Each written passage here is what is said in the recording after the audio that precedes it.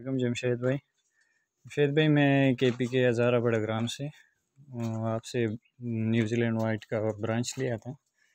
ये हमारे पास पहले फ्लैग के बच्चे हैं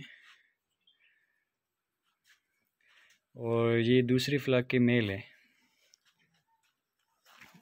और ये दूसरी फ्लैग की फ़ीमेल हैं और ये हमारे पास तीसरे फ्लैग का है, तीसरी फ्लैग के बच्चे हैं अभी। और इसमें इस तरफ हमारे पास ये ब्रीडिंग वाली फ़ीमेल हैं और इस तरफ जो है ब्रीडिंग वाली मेल है हमारे पास। ये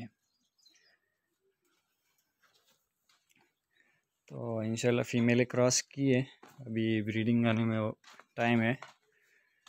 तो ये हमारा थोड़ा सा छोटा सा सेटअप है।